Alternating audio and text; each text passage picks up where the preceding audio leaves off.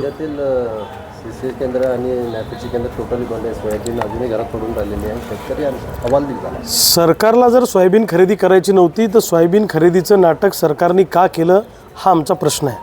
मुळामध्ये 60 lakh metric ton सोयाबीनचं उत्पादन या महाराष्ट्रामध्ये झालेलं आहे आणि सरकारनं फक्त 10-12 लाखच मेट्रिक टन सोयाबीन खरेदी त्या ठिकाणी केलेलं आहे.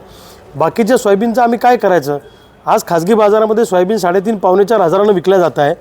सरकार 4800 रुपये भाव जो देत आहे तो भावसुद्धा आम्हाला मान्य नाही.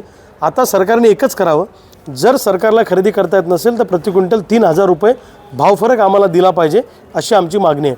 वेबसाईटचं कारण दाखवून CCIने कापसाची खरेदीसुद्धा बंद केलेली आहे. कापसाची पण तीच अवस्था आहे. प्रत्यक्ष उत्पादन खर्च 8000 आणि बाजारात मिळणारा भाव 6,500-7 हजार आणि सरकारचा भाव 7100-7400पर्यंत मॉइश्चरनुसार हा न परवडणारा भाव आहे.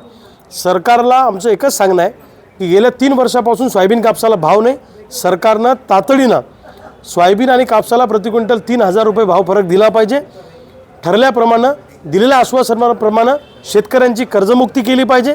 जंगली जनावरांचा त्रास होतो त्या शेतीला मजबूत कंपाऊंड करून दिलं पाहिजे आणि अजून इतर ठिबक सिंचनचं अनुदान आहे. बाकी जे काही सरकारकडे अनुदान रखडलेलं आहे आणि मोठ्या प्रमाणामध्ये पीक विमासुद्धा कंपन्याकडे रखडलेला आहे. सरकारनं पीक विमा कंपन्याला पैसे द्यावेत. पीक विमा, सोयाबीन कापसाचा भाव फरक, कर्जमुक्ती या प्रश्नांना घेऊन या आठवड्याभरानंतर लवकरच राज्यव्यापी आंदोलन आम्ही उभं करणार आहोत. त्याची या आठवड्याभरामध्ये पुण्याला राज्यातल्या सगळ्या प्रमुख लोकांची आम्ही बैठक घेणार, बुलढाणा जिल्ह्याची बैठक घेणार आणि एक मोठं राज्यव्यापी आंदोलन, सरकारला सळोका पळो करून सोडणारं मोठं आंदोलन या महाराष्ट्रामध्ये आम्ही उभं. पीक विमा हा फार मोठा स्कॅम आहे. जर ही योजना एवढी फायद्याची आहे तर ज्या राज्यातनं पंतप्रधान आणि देशाचे गृहमंत्री येतात त्या गुजरातमध्ये ही विमा योजना का नाही हा सरकारला आमचा सवाल आहे. पीक विमा योजनेमध्ये मोठ्या प्रमाणामध्ये भ्रष्टाचार आहे. हजारो कोटी जमा करायचे, वाटताना शेकडो कोटी वाटायचे. ज्या शेतकऱ्यांचं खरोखर नुकसान झालं त्या शेतकऱ्यांना अजूनपर्यंत पैसे नाही आणि जे शेतकरी खरोखर शेतकरी नाही आहेत, कागदावर आहेत, अशा पुढाऱ्यांना पैसे मिळाले पण प्रामाणिक शेतकऱ्यांना अजूनपर्यंत पैसे मिळायचे बाकी आहेत. पीक विम्याची रक्कम जर का सरकारने तातडीनं कंपन्यांना सांगून दिली नाही तर मग मात्र या महाराष्ट्रामध्ये मोठा आगडो मुसळल्याशिवाय राहणार नाही. हे सरकारने कमीच पडत आले ते आतापर्यंत. ते नशिबानं केंद्रीय राज्यमंत्री झाले ते त्यांच्या नशिबात होतं, परंतु या जिल्ह्याचं वाटोळं करण्याचं काम सातत्यानं त्यांनी केलेलं आहे. काय केलं मला सांगा? आज सोयाबीनला भाव नाही, कापसाला भाव नाही, काय करता केंद्रात? का पंतप्रधानांना भेटू शकत नाही तुम्ही?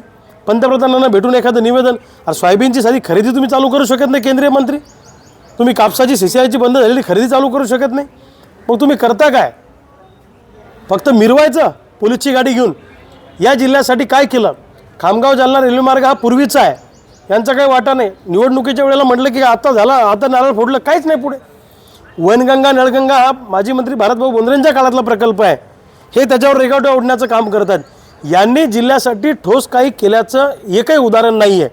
त्यामुळं ते केंद्रीय राज्यमंत्री नाही, ते पंतप्रधान जरी झाले आणि खरोखरचे कॅबिनेट मंत्री जरी झाले, म्हणजे आता राज्यमंत्री कॅबिनेट मंत्री जरी झाले तरी या जिल्ह्यासाठी त्यांचा काही उपयोग नाही.